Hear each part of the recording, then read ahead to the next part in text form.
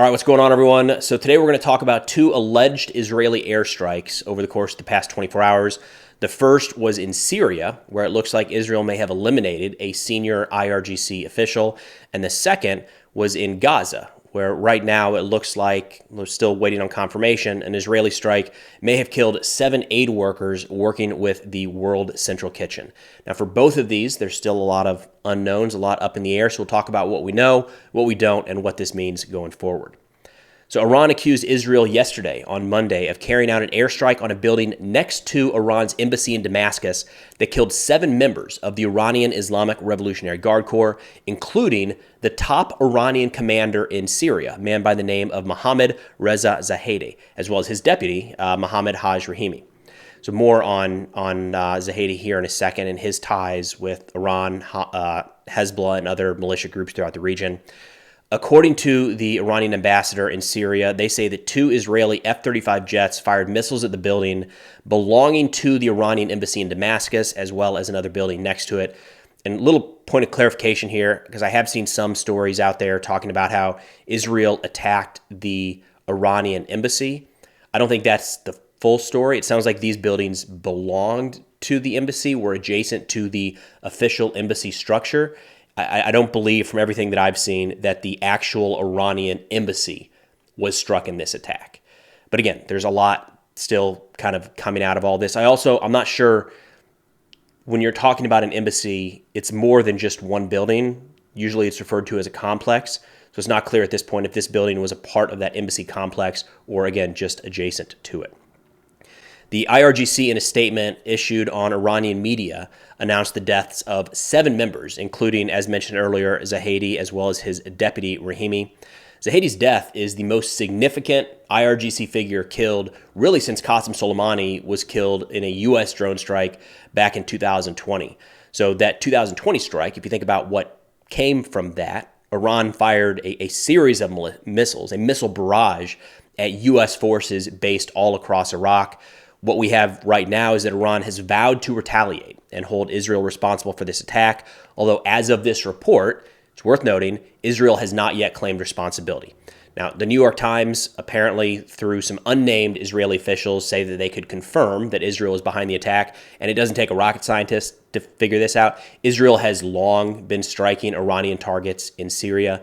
The IRGC, Quds Force, and Rahimi here, who had significant connections with Hezbollah, as well as the Iranian-backed militias across Syria and Iraq, kind of running that program that has been attacking American interests in the region, American forces in the region, and then when it comes to Hezbollah and some of the militias in western Syria attacking Israel directly. Israel has been attacking the IRGC and Iranian forces in the region in Syria for quite a while. It's nothing new, and it's really ramped up since October 7th. So again, it would not be surprising in the least if Israel is responsible for this. They're the most likely culprit in a lot of ways, but worth stating, as of this recording, they have not, 2 things. They have not claimed responsibility, which is to be expected. We also haven't seen any response quite yet carried out by Iran. But again, the messaging coming from Iran is that this is going to be significant.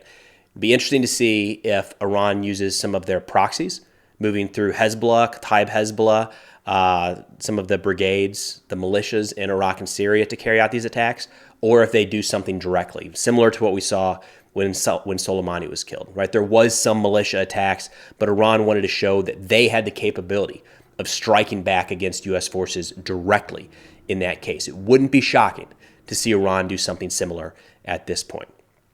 Then turning over to Gaza, just some tragic news. There's no other way to say this.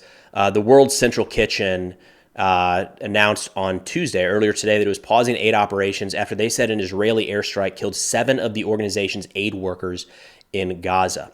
They said that their workers had been traveling in a, quote, deconfliction zone in 2 armored cars carrying the World Central Kitchen logo and a soft-skin vehicle. It said that despite the organization organizing travel through the IDF, so telling them where they were going to be, the convoy was still hit as it was leaving a warehouse. In this statement, the World Central Kitchen said that the 7 killed are from Australia, Poland, the United Kingdom, a dual citizen of the U.S. and Canada, and Palestine. So a couple notes here, and then we'll get into the IDF response. I've not seen any, there's a lot of talk about how UNRWA is associated with Hamas or has facilitated Hamas, or at the very least kind of looked the other way to allow Hamas to operate in Gaza. I've not heard any of those suggestions around the World Central Kitchen. In fact, I haven't seen or heard any claims that the World Central Kitchen is aiding Hamas, allows Hamas to operate, look at any of those things at all. So I feel like that's worth bringing up here. Looking at the Israeli response, the IDF spokesperson Hagari said, quote, "As a professional military committed to international law, we are committed to examining our operations thoroughly and transparently." He continued by saying, "We have been reviewing the incident at the highest levels to understand the circumstances of what happened and how it happened." Now, the responsible thing to do here is to wait for an investigation to come out. Looking at some of the pictures, they're graphic, showing the damage to the vehicles and, of course, the dead bodies being pulled from the rubble there. There's two key aspects that really would help confirm or deny what happened here. And it's worth saying that I've already seen, unfortunately, wild speculation in every direction. On the one hand, there are sources already saying this was a deliberate targeted strike by the IDF to kill aid workers, which is that is a significant claim, right, against any military, any force in the world to be deliberately targeting them in a set strike like this, all the way over to this was a Hamas IED that is being blamed on Israel. So you've got the full spectrum.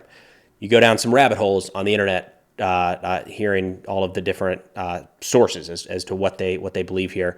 Again, I think the key focus is to wait for an investigation to play out. There's a couple key things here that we would be interested in learning more about. First, fragmentation, blast fragmentation at the site. That's going to tell a lot about what was used to destroy these vehicles. And the second, if that is shown to be an Israeli munition, a look at the Israeli targeting process. They're going to know where every round was fired. There's just a way that you track this in the military. You're not just slinging rounds out there and have no idea where they land.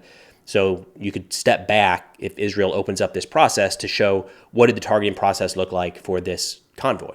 Was it deliberately targeted? Who, if that's the case, then who made that decision to carry out that kind of attack? Was it a case of mistaken identity? If so, how? Because it looks like the vehicles were targeted, so on and so forth. I'll say from what I've seen so far, the IED explanation seems a little far-fetched. IEDs are 100% a significant threat in Gaza, no doubt, and they don't discriminate. It's one of the awful things about IEDs, right? They'll kill a civilian just as fast as a soldier. But in looking at the vehicles and the pictures that have come out from that, one of them has a large hole that looks like a munition entered from the top of the vehicle. That's hard to explain with an IED. The only explanation there really is that after the fact, that was created as kind of a prop, a fake, if you will. So the IED one is a little hard for me to fully grasp at this point. It does look like at least one of the vehicles. The other one, we don't really see the entrance where the munition came from, but one of these, it certainly looks like it came from overhead. There's really only one force in Gaza right now that is conducting operations that can strike down on a target like that. Technically, yes, Hamas does have drones, mortars, missiles, rockets, but most of their munitions at this point, first off, are much smaller in scope. And when you're looking at the quantity and the volume of overhead strikes in Gaza, it's overwhelmingly Israel carrying those out. So again, wait for a full investigation to play out here, or some sort of investigation, some sort of additional info, because all we have right now are essentially a couple pictures and videos from the scene and then a statement from the organization. But either way, no matter what happened here, of course, incredibly tragic that 7 aid workers, awful for their families and their loved ones and for the people they were coming to help, right? These are people that went out of their way, dedicating their times, in this case, their lives, trying to help others. And in the process here were tragically killed. But that's all we got for now. Of course, if interested in this or other national security subjects, be sure to check out our Substack. The link is in the description below. Substack's like a mix of newsletter and a website. We're putting together 3 to 4 articles a week. You can sign up, get them direct to your inbox on a whole variety of subjects, from Hezbollah to China, Islamic State, Russia, and quite a few more. Again, linked in the description if interested. But thanks for watching, and I'll see y'all next time.